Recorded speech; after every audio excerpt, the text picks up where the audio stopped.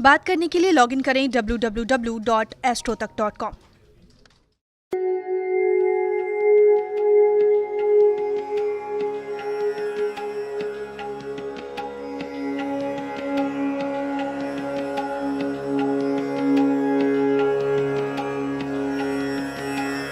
नारायण का सबसे कल्याणकारी रूप, भगवान विष्णु का शालिग्राम स्वरूप बड़ा दिव्य और चमत्कारी है। श्री हरि का नाम, सच्चे मन से श्री हरि का नाम जपने वालों की हर अभिलाषा पूरी हो जाती है। ज्योतिषी कहते हैं कि श्री हरि के नाम में इतनी शक्ति है कि उनकी भक्ति करने वाले को शीघ्र ही कष्टों से मुक्ति मिल जाती है।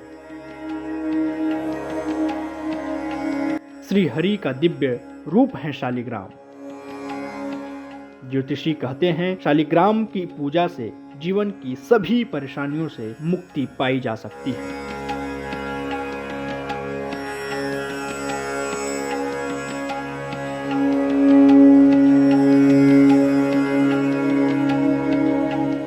जिस प्रकार भगवान शिव के निराकार रूप में शिवलिंग की उपासना की जाती है, पूजा की जाती है, ठीक उसी प्रकार नारायण के निराकार रूप में शालिग्राम भगवान की पूजा की जाती है। पद्म पुराण में इसका विस्तृत रूप से उल्लेख मिलता है और अनंत महिमा संदर्भित किया गया है। हम आपको भगवान शालिग्राम की विशेषताओं और उनकी पूजन विधि के बारे में बता रहे हैं, लेकिन पहले समझते हैं भगवान विष्णु की उपासना से किस प्रकार संपन्नता और समृद्धि प्राप्त की जा सकती है।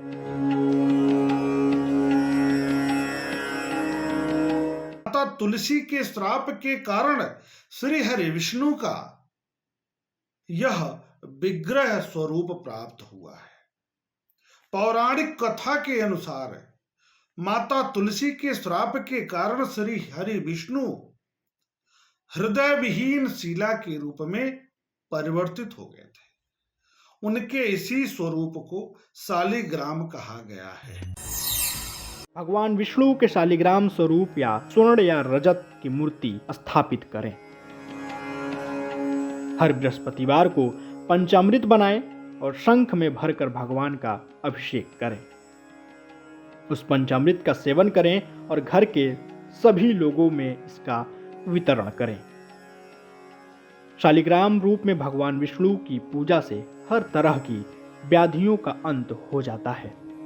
कहते हैं शालिग्राम के दर्शन मात्र से ही मनोकामनाओं की पूर्ति भी हो जाती है। शंखचूर्ण नामक दैत्य की पत्नी वृंदा अत्यंत सती थी। बिना उसके सतीत्व को भंग किए हुए शंखचूर्ण को परास्त कर पाना असंभव था। श्री हरि ने छल से रूप बदलकर वृंदा का सतीत्व भंग कर दिया। तब जाकर शिव ने शंखचूर्ण का वध किया। वृंदा ने इस छल के जरिए श्री हरि को शिला रूप में परिवर्तित होने का शाप दिया। श्री हरि तब से शिला रूप में भी रहते हैं और उन्हें शालिग्राम कहा जाता है। वृंदा ने अगले जन्म में तुलसी के रूप में पुनः जन्म लिया।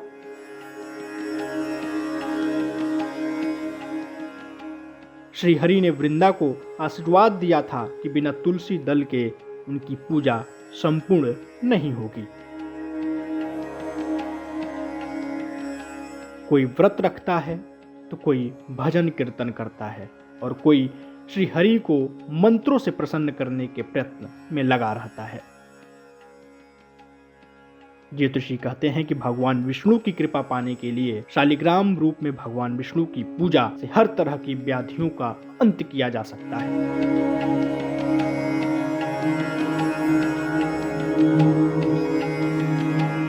रोगों से मुक्ति प्राप्त होती है, समस्त भोगों की प्राप्ति होती है, मन में स्थिरता होती है, धन की प्राप्ति होती है, ऐश्वर्य भोग की प्राप्ति होती है, सुयोग्य संतति की प्राप्ति होती है और व्यक्ति समस्त भोगों को भोगता हुआ परम गति को प्राप्त करता है, मोक्ष को प्राप्त करता है, विष्णु लोक को प्राप्त करता है, ऐसा पुराणों में वर्णित है। कहा जाता है कि शालिग्राम के दर्शन मात्र से ही मनोकामनाओं की पूर्ति भी हो जाती है।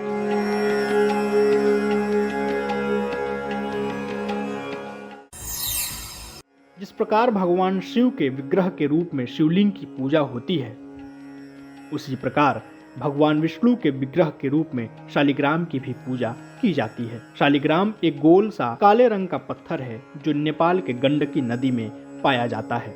इस पत्थर में एक छिद्र होता है और पत्थर के अंदर शंख, चक्र, गदा या पद्म खुदे होते हैं। कुछ पत्थरों पर सफेद रंग की गोल धारियां चक्र के समान होती हैं।